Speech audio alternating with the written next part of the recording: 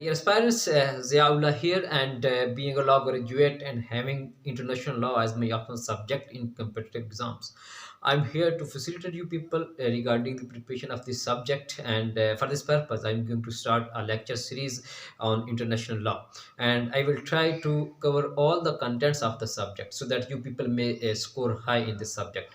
And today it's the first lecture on international law. In this lecture, we will be defining international law and having look over the history and development of international law. So in this lecture we will be discussing that firstly the definition of international law, then its history and development. And in history and development phase, we will be discussing the contribution of the Jews, Greeks, Romans, Muslims, and what has been the development during 16th, 17th, and 18th century. And we will also discuss how the European international law transformed into law of nations, and further what has been the development in 19th and 20th century in this in international law.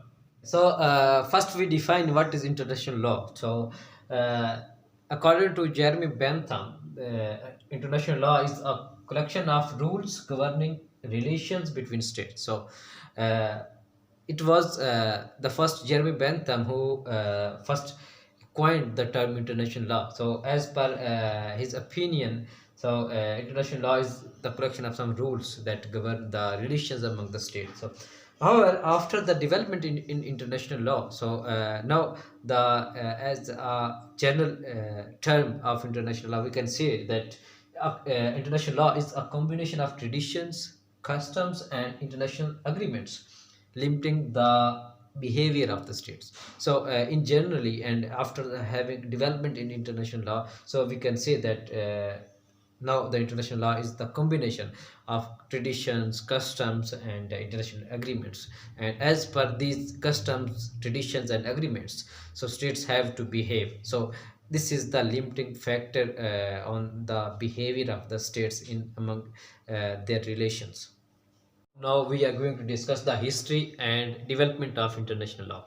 In the development phase of international law, these were the Jews who contributed a lot. They were the first to contribute in development phase of international law, because they introduced certain rules for regulating and governing their relations with other states. And they believed in internationalism because they have been more interested in having good relations with other states, and they entered into various treaties with so many states, and they followed these treaties strictly, and they entered into, and even they conferred the privileges and immunities to the diplomats of other states as well. So these were the some stepping stone towards the development of international law. But after Jews, these were the Greeks who also contributed in the development of international law. The reason is that the Greeks have been living in small cities, and they regulated and governed these small cities by definite laws. And they also developed definite law of war and peace, and they have been resolving their disputes through arbitration. And they also introduced the provisions for exchange of prisoners of war, and even a custom of taking ransom for some types of prisoners was also introduced by the Greeks. After Jews and Greeks, Romans also contributed in the development of international law. As the Rome was a small city state, and it has been maintaining good relations with other states, and Roman Empire was bounded by laws and rules as well. So, and it also developed the laws for war. And according to Romans, there have been the two types of wars: just war and unjust war. For them, that if there has been attack on Roman territory, and violation of treaties, and violation of privileges of ambassadors, and if there has been assistance to enemy state, then on these grounds the war initiated has been a just war. After that, Romans have also entered into the various treaties with the states, and almost three categories or three types of the treaties were most common among Romans. Among these treaties, the first one was the Treaty of Friendship, Treaty of Alliance, and Treaty of Hospitality. So these three common categories of treaties were more common in Roman Empire. Even some provisions of wars were also followed by the Romans. After the Romans, the Muslims rulers, especially the Indian Muslim rulers, also contributed much in the development of international relations. They have been maintaining good relations with other states, and they have been receiving and giving the privileges to the ambassadors, and they also entered into various treaties and observed these treaties in a good faith. They also distinguished between combatants and non-combatants, and they have made rules and followed these rules for the protection of women and the children during the wars. Towards the development of international law during 16th and 17th century. In this century, there was a foundation of development of international law actually, and further the European state systems further added to the development of international law, and even the further development was made when the Treaty of Westphalia in 1648 was signed, and there was an end to the 30 years war of religion in the West. With the end of this war, on the Treaty of Westphalia, there has been much improvement in the state relationship, and there have been much more development in the international law. And even after that, when with the work of Grotius, that has been called the father of modern law of nations, and and he was born in Holland in 1583. So he wrote two most famous books and on international law. First was the Mare Librum. It was written in 1609, and in this book he argued for the freedom of states, of the states, and this provided the some strong footings for the international law. And the second, the most important, the most famous book was the De Jure Belli Act Passes, meaning on the law of war and peace.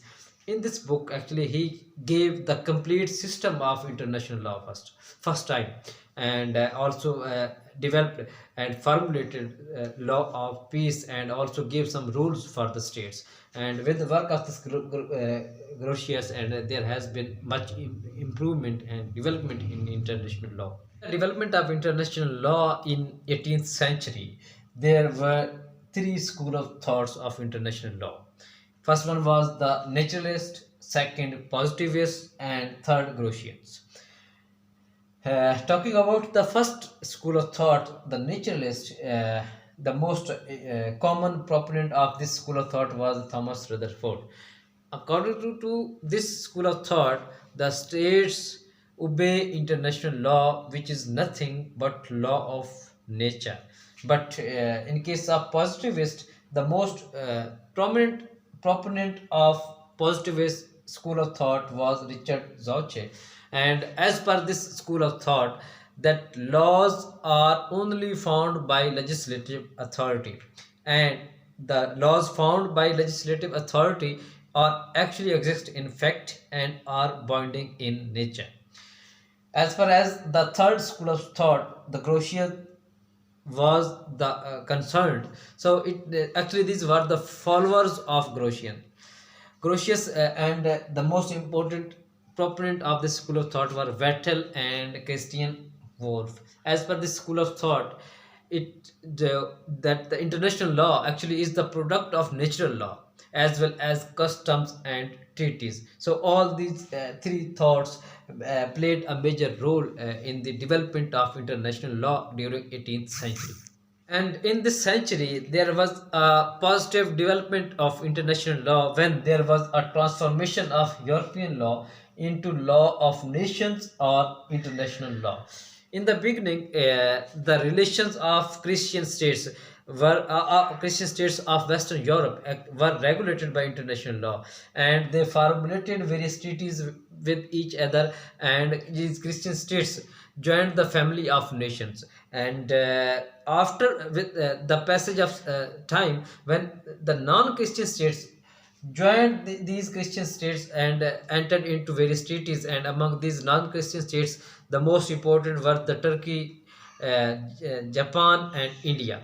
So, with the joining of this non-Christian states with the Christian states, there was a positive development of international law. And with this development, after the World War One, there was a major development in international law when League of Nations was made. And after that, with the formation of United Nations organizations, the family of 193 nations, there was much positive development of international law. And in 19th and 20th century, the major development in the international law was in the form of Congress declarations, conventions, and formation of organizations. Talking about the Congress of Vienna in 1815, in this Congress, the rules relating to international rivers, classification of diplomatic agents were framed, and a ban was imposed on slave trade as per this Congress. After that, Declaration of Paris 1856 was introduced, and in which the naval warfare laws were introduced. In Geneva Convention 1864, the laws for land warfare were also introduced. After that, in Hague Conference of 1899 and 1907, the laws regarding peaceful settlement of various disputes were introduced, and land and naval warfare laws were also incorporated in this conference. Even there was a limit on the use of armament in the wars. Similarly, the rights and duties of the neutral states were also defined, and permanent court of arbitration was also established as per this Hague Conference. And after the end of World War One, the League of Nations was formed in 1919. Uh, After that, there was a Treaty of Locarno in 1925 between European countries, and in which no use of force in settlement of boundary disputes was imposed between Germany, France, and Belgium. However, in the later in 1936, Germany refused to follow the provisions. And after that, there is was a Paris Pact in 1928 and Geneva Convention 1929, who also played much role in development of international law. And with the formation of United Nations organizations in 1945 and Geneva Convention 1949 and Universal Declaration of Human Rights, all these conventions also played greater role in the development of international law. And even after that, the Kyoto Protocol in 1997, and in 21st century, Paris Pact 20 in 2015 also have been a major developments in international law. In this way, the international law developed in from the starting of the 16th century in 17th, 18th, and now up till the 21st century. This was all about the history and development of international law.